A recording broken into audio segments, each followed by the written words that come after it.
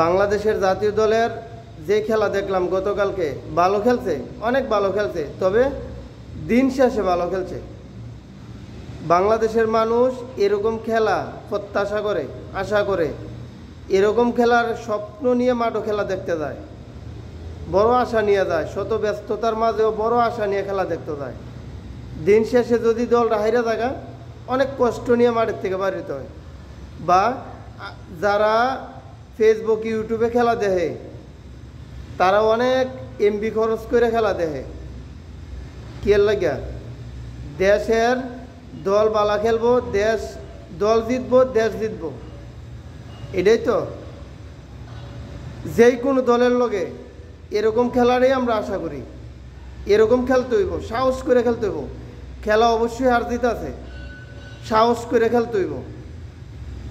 বড় দল ছোট দল এটা দেখার বিষয় না, আমরা কি খেলতে পারি এটা হচ্ছে বড় বিষয়।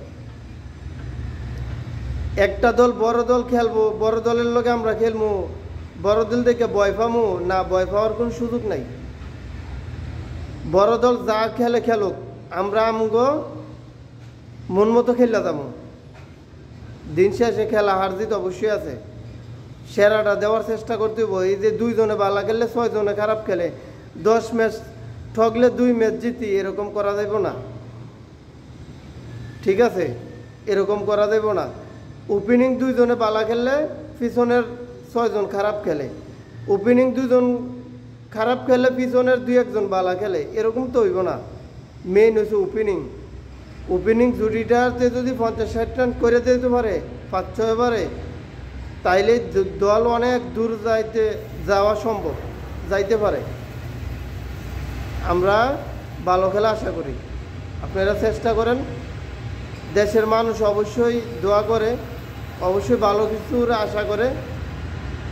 দিন শেষে গতকালকের ম্যাচটাই সেরা ম্যাচ, অনেক ভালো খেলছে সবাই, যদিও সমালোচনার মধ্যে তাকে পড়তে হয়েছে।